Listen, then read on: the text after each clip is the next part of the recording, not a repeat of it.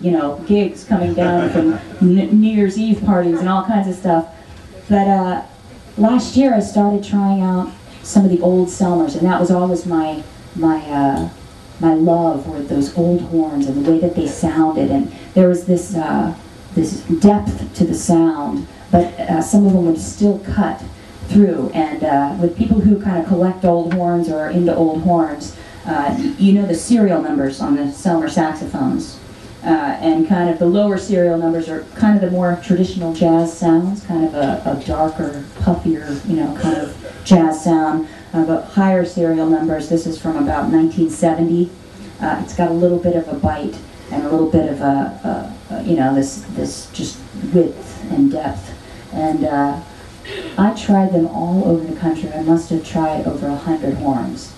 And I ended up getting this vibe. I had eBay up, and I just thought, oh, what am I, crazy? I'm crazy to look at eBay, right? I just haven't found the right horn that, as these guys say, gets out of your way and just lets you play. And I saw this horn. It's a very rare Selmer because it's silver-plated and engraved, and it was in Paris, France. And 3 o'clock in the morning, when I was on the road with Peter and Rick, I stayed up, and I won.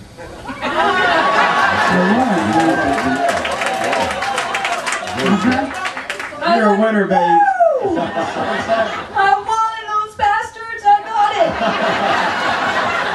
it! Came in the next day, I said, I bought a horn, I took a chance, and he delivered it Christmas Eve. He delivered it to my father's house. My father played it, and he goes, oh my God, you're going to love this. And so Christmas Eve on our Christmas tour was when we came home, and I played it, and I just stood there in awe, and I just thought, okay, this is my first time I'm ever going to play a horn other than the one that my dad gave me at 13, and I gotta say, it's awesome, and it fits like a glove, and it's got its own thing. It adds.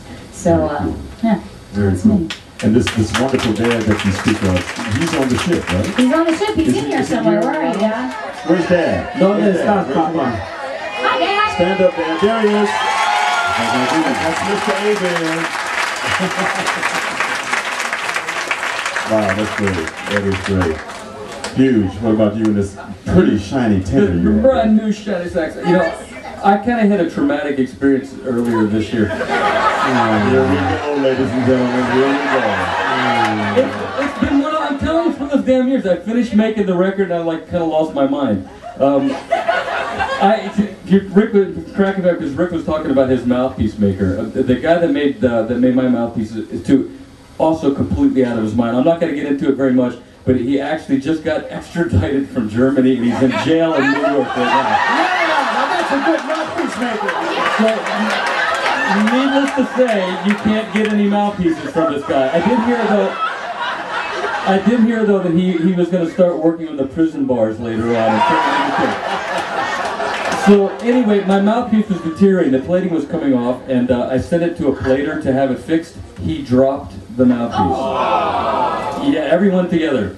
Oh. Exactly, right on the tip of the mouthpiece, gone, destroyed. And so I went back to a really old mouthpiece that I've had for quite a long time, and you know, I was pretty happy on it, and I actually went into a music store to look at another mouthpiece, and I didn't like the mouthpiece, but they had this thing hanging on the wall, and I played Selmers for 30 years, at least 30 years, and I picked this horn up, and it was one of those things, love at first sight. I was not going to leave without that saxophone, so that's how it came to find me. But it's been a whacked year.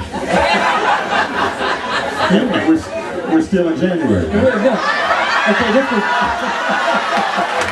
all this stuff in the last 2 weeks. This is incredible. They've got rum drinks on the ship that help that wackiness. Hey, tell us about that Gerald Albright horn, man. Oh, the Gerald Albright horn. Oh, this happens to be my signature series. This is not a commercial. It's called a cannonball horn. It's a GA5, and it's a kind of a mixture Gerald of Albright, that GA. Gerald Albright horn. Okay. It's a coincidence. Sure. But the bell is anodized nickel, and then there's 3 precious metals on the body of the horn. And like Mindi was saying, it fits like a glove. It just really speaks for me. It does what I needed to do when I needed to do it, and hopefully it'll act right tonight at 10 o'clock when I play. And yeah, so I Who's the guy's picture on the front of the guy's picture? Well, that's supposed to be my likeness. Does that look like me at all? Kind of looks like me. Kind of looks like me. Yeah. So yeah, that's the horn there. We're going to take one more question. Okay, gentlemen. In the pantheon of jazz sax players, where would you place the great late George Howard? Ooh, good question. The question was, with the legacy of sax players that we have today, who would be the guy or gal who would replace George Howard's sound and his approach to the soprano?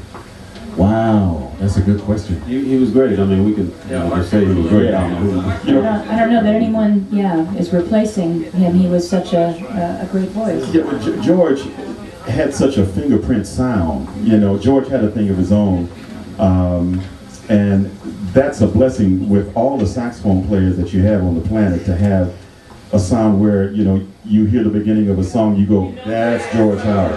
You know what I mean? And by the way, I'll add to that to say that, keep your ears open for some of these young guys. Eric Darius, Soweto Kinch, just like Soweto in South Africa. Soweto Kinch, he's in England. Kenneth Whalum III. Man, that Wayman family, man, everybody just plays something. It's unbelievable. And the young ladies, Jessie.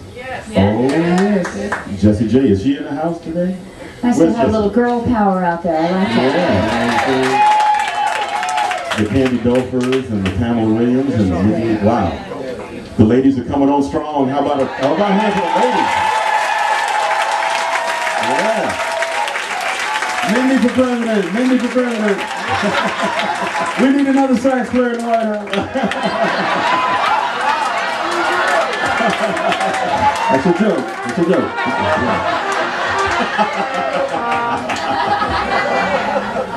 Well, we have pretty much expired this hour, but I thought it would be a good idea if we kind of push some air through the horns. What do you think?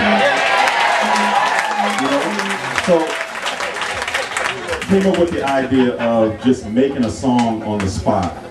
We don't know what we're going to play, but Kirk, if you start out and maybe do a piece of a verse or something like that, and then Rick.